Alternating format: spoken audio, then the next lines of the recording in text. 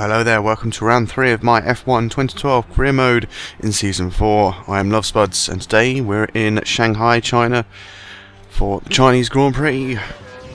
And today we need to qualify second or above.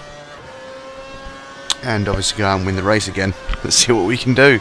So obviously I got into Q3 again, as you can see. Right, there's 10 cars in this... what's it called?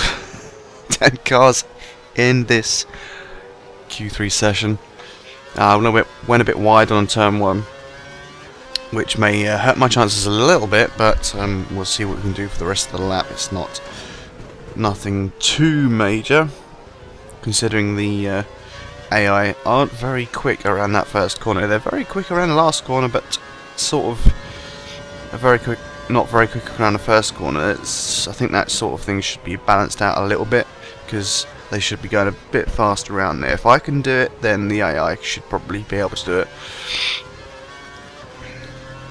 And then again, the AI is said to be improved in the next game, so we'll see what happens. So second sector time is at 54.4. Looking alright so far. We don't have any times to compare it to, as everyone's setting their first laps. Now, Jensen actually made it into Q3, which I am happy about. He might actually be in with a chance of scoring some points in this race for the first time this season. I really do hope that he can, if we're to make any headway in the constructors. So Rosberg sets the initial time, which is beaten by Alonso, 1:35.8. So that's the time we need to be at 1:35.8. It's 35.7. Just nicked in there, the 10th to spare. So that's absolutely fine by me. And by the end of the session, I ended up on pole again, third pole in a row. So having a very good run, but China isn't exactly a track I do amazingly well at.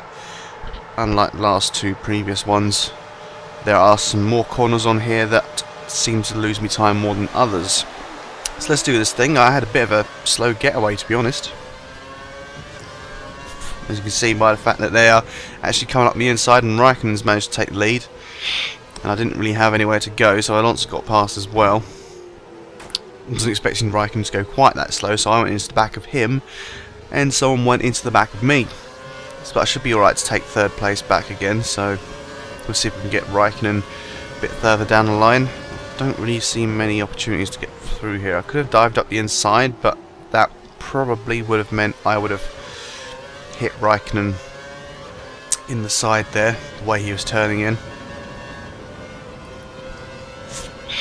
Got to lift off the throttle a little bit occasionally in that corner, especially with the fuel load as well.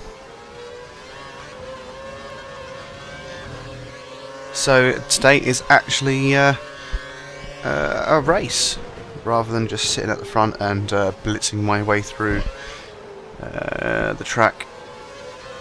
I'm actually in third position, so I need to make sure they don't get away. But I do have fantastic straight line speed, if not great cornering speed. So just having a look at either side. I don't think either way was going to really work, because it's a bit too far off, just ever so slightly. It will be a lot easier when the DRS comes to effect in a couple of laps time. So that last corner I do have a bit of a problem with. I'm a bit slow around there, and I usually hit the bollard, so so be prepared to see that quite often. But in this first corner they slow down quite a lot. I don't know why. Maybe they're just not programmed well enough to do that, to do the whole shake off the speed after a while and then find that apex eventually. But we're doing alright. We're doing alright. We are hanging on to the back of Raikkonen. Still got Alonso in our sights as well. Let's try not to let them get too far away. Alonso is looking pretty strong in the car I was driving last year. So I kind of wish I did actually have Massa's seat last year, but never mind. Let's see what we can do in the here and now.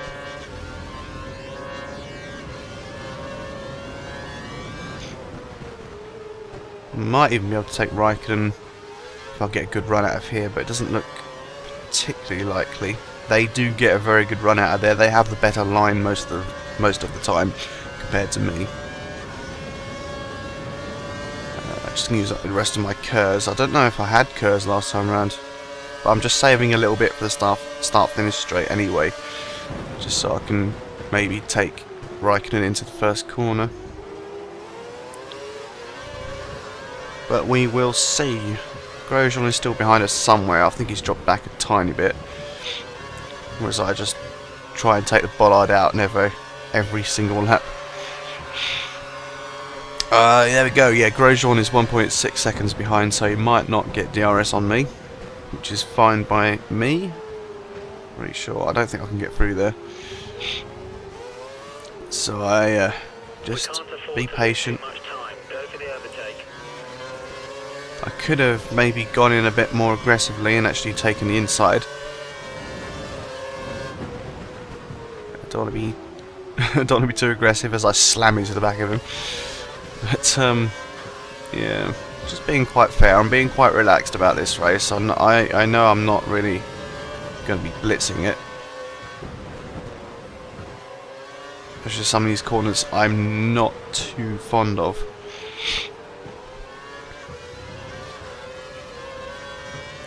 But we should have DRS on Raikkonen when we go round to the main back straight.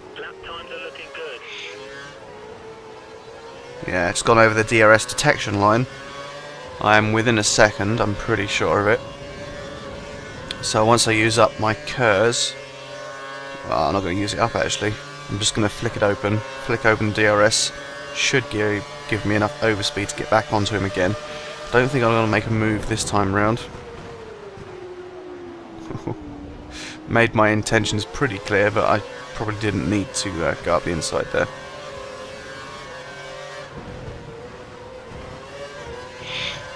Okay, so I used the rest of my Kers up here, so I'm still on the back of him going into turn 1. This is what I wanted to do last time round. Should be able to move up the inside now. This is such an easy overtaking place for me. And there we go, into second. Gotta be so careful coming out of this exit of the corner though, because you can spin if you put power on too early. It's a nightmare in the wet, that's for sure. Gone a bit wide on that corner, missed the apex I think. So Raikkonen will probably get DRS on me again. He might come back at me, but I do have fantastic straight line speed, so it shouldn't be too much of a problem defending from him. Alonso is starting to eke away a little bit, seems to be getting away from me. The main thing is I am past Raikkonen. I might even be able to catch up to Alonso on the straight using a majority of my Kers, if not all of it. So yeah, Raikkonen has got DRS. He's going to try and make a move, but I don't think he's going to be able to do it. Certainly can't see him yet. No, he didn't have enough room, but I did mess up and lock up. And now Grosjean weighing in there into the side of my car. So from second I've now actually dropped to fourth. Oh, fun times. But let's just try and get back into the DRS zone again. Work our way up. Looks like Alonso's going to run away a little bit. I think the only chance I have of catching Alonso might be through the pit stop phases. Get a bit lucky, I wasn't quite expecting Grosjean to be that slow. So I went straight into the back of him there. Messed me up a little bit. Let's do this. Let's do this. So yesterday was the British Grand Prix, and it was a very embarrassing day for Pirelli in my view, especially with the 4 tyre blowouts in the race itself and 1 on the day before. I think it was the day before, or in practice, either one. And yeah, it's pretty. That was a really disappointing race for us British supporters. Even if Hamilton did actually managed to come back all the way to 4th. It's nice to see Mark Webber on the podium anyway. So that was nice. So yeah, Rosberg came through to win it after Hamilton's tyre blowout. And I was really gutted for him, I really was. Especially for something that wasn't his fault. And when Vettel got past him after his tyre blowout, as I slammed into the back of Grosjean, probably angry at him that he hit me out of the way earlier. But never mind.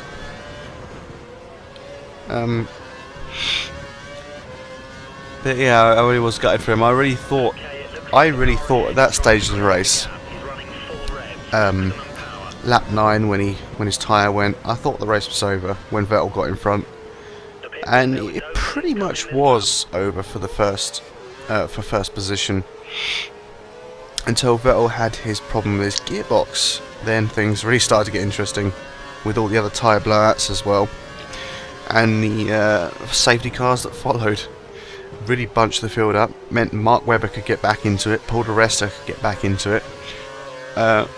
Speaking of Paul di Resta, I am really surprised he didn't choose to start from the pit lane, where he could have changed all of his settings, but oh well, never mind. He still managed to get into the points, I believe. Let me just double check that. Yeah, he finished 9th from a grid position of 21st because Guido van der Garde, of course, had that penalty from Canada from hitting Mark Webber, I believe.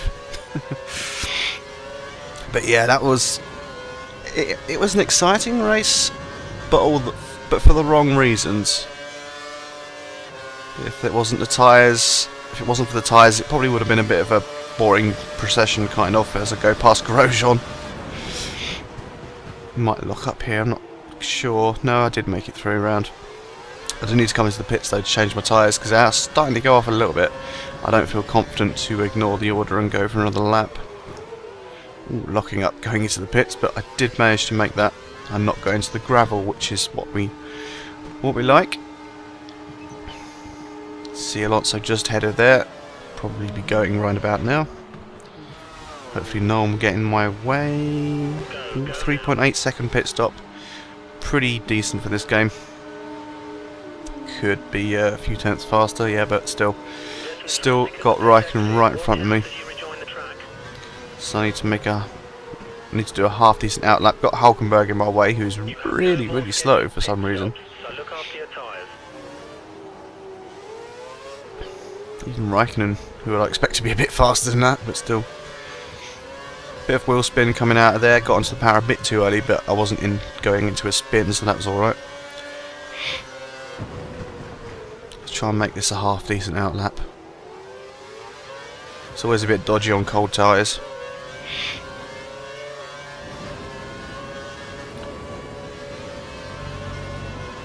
But yeah, another disappointing day for Jenson Button and Perez, who also had a tyre failure. 2 in one weekend. How unlucky can you be? You don't expect much from the McLarens anymore, especially as the Williams did actually manage to finish in front of Jenson Button, which is quite interesting. I think Williams just... Oh, as I had a bit of a moment. Hulkenberg's got DRS, but I have all my Kers. Eat my Kers, Nico.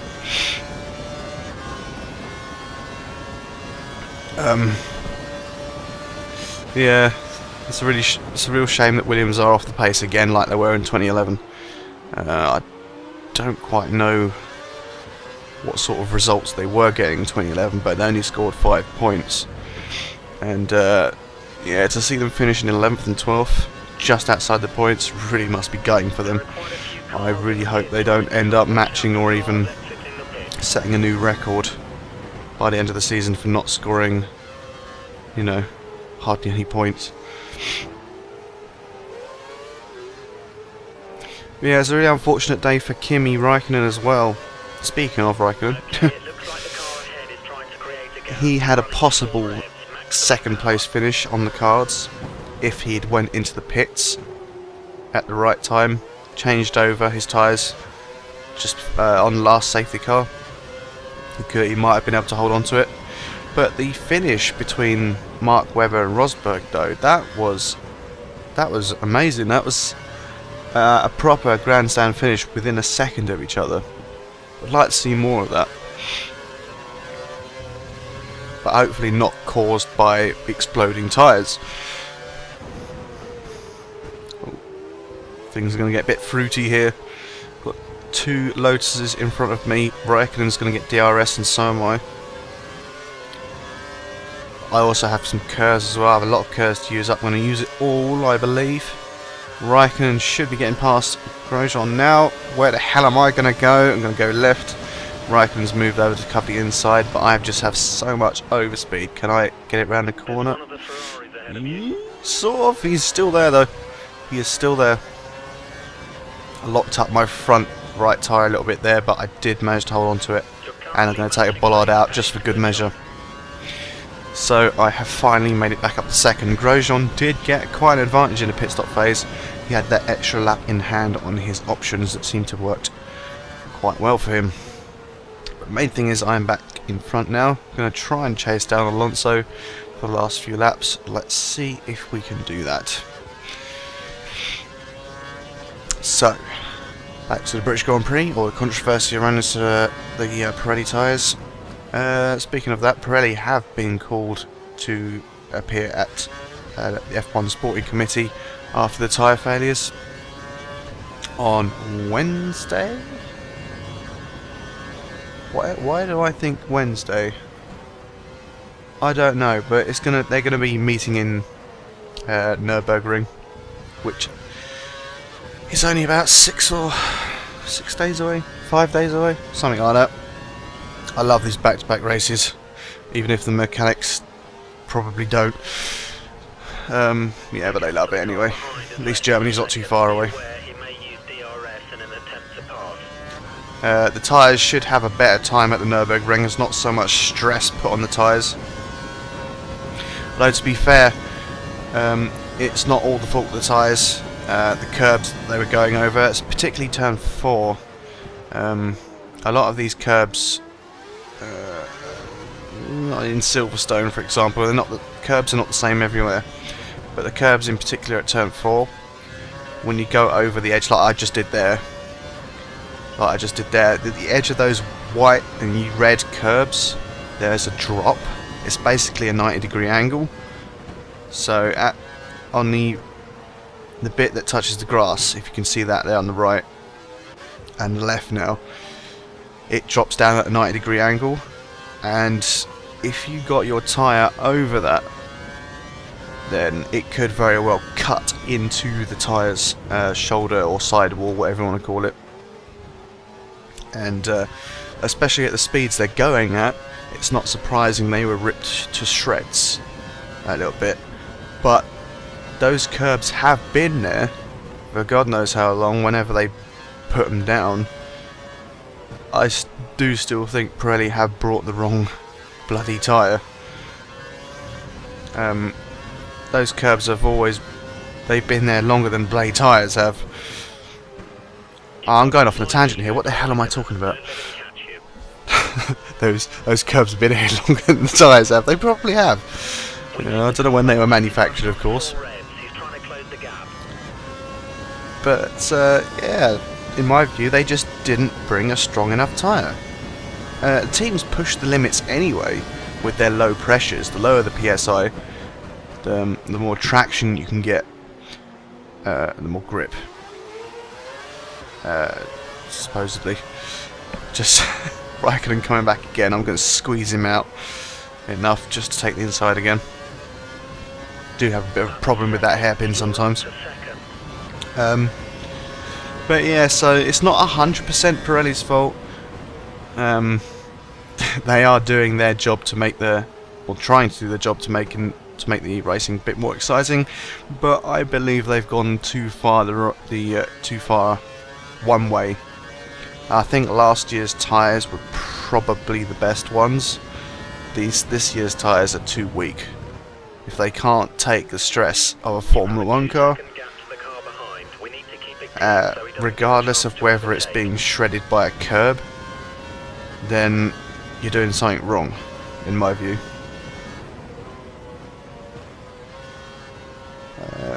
luckily we didn't have too many more incidents after that. I mean, it is also a huge safety issue, not only for the driver of the car who had the tyre blowout, but for the people following behind. We saw in one case of Kimi Räikkönen being showered in bits of metal and carbon, whatever else was in that bloody tyre when it exploded. Showered his face with bloody lot, and if he wasn't wearing a helmet, he probably would have been blinded. It would be that bad.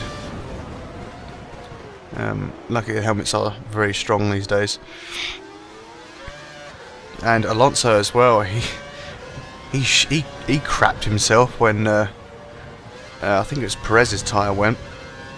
Because if he went the wrong way, if he committed to go one side and not the other, he could have got the whole tyre in his face.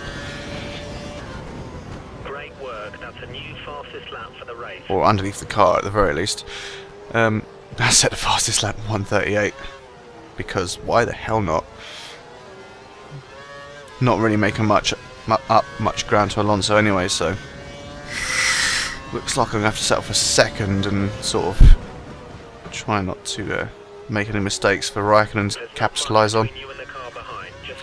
2 seconds away, so I've got a bit of a gap. It's quite comfortable, but I'm really not moving very fast anywhere. Not really going forward. But there we go. But yeah, Pirelli called to a meeting before the race at Nürburgring. Let's see what happens there. Let's see what they find in their tests and analysis, what the opinions are and all that jazz. I mean, with the curbs being an issue, with them cutting their tyres, there's a simple solution to that. Sort of shave off the curb a little bit, make it a bit more rounded rather than a 90-degree angle at the side of it. That would solve that problem. It would stop eating into the tyres, that's for sure. But yeah, we'll see what happens when that comes around. It's hard to change the construction of a tyre in 1 week. They're probably already made and manufactured. Might even be on their way to Nürburgring already, so they won't be able to change the tyres for the next race anyway. Unless it's a serious safety issue, then they'd have to get a bloody move on. But yeah, we'll see. We will see. And in the worst case scenario, teams could boycott the German Grand Prix. So that would be a bit of a shitter, wouldn't it? I doubt that would ever happen, but it has. Well, not that I wouldn't say ever happen. It has happened before with Michelin in the 2005 Grand Prix of America. I believe it was. I remember that race. There was literally only a few cars on the grid. Pretty much 3/4 of the grid had boycotted the race, and that was a rubbish race to watch. But yeah, that's the worst case scenario. Teams withdrawing from the German GP if there is that much of a concern over driver safety. But I would be surprised if that would happen. To be honest, I would be surprised. I think that's just media hype, that one. Well, not hype, media scaremongering, just to get people to read the articles. But anyway, tremendous amount of waffle today. Wow, lap 13 and 14, and this actually has been a relatively interesting race. It actually had some overtaking moves in it, some defensive moves, and me messing up slightly, so a bit more interesting than my previous two races. I can't necessarily guarantee that for Bahrain, especially with what happened last season, and I just pretty much led from the front, I believe. Yes, again, I can't remember what happened. We'll see. We'll see. We will indeed see. So let's look at the final gaps at the moment. 5.2 seconds to Alonso. Raikkonen just over a second behind. As long as I keep her out of the DRS range, which shouldn't be too hard, but we will be absolutely fine. Not that anyone's DRS is a threat today anyway. I seem to have such a good straight line speed, it doesn't really matter. 1.1 seconds, so as long as I get this go over this detection line, which has just gone past there, we should be okay. I don't think he would have got DRS, if I'm perfectly honest. I'm going to use up most, if not all of my KERS. Yeah, there we go, used it all. Can use it all just to make sure. Now just got to not fuck up this last hairpin turn, which I don't. Actually hitting the apex pretty nicely. Could have run out to the curb a bit more, but at least I didn't lock up like I did earlier and lose those two positions. But there we go, Fernando Alonso has won the race. I'm going to come home in second, and Kimi Raikkonen is going to come home in third place. So that should be quite interesting to see in the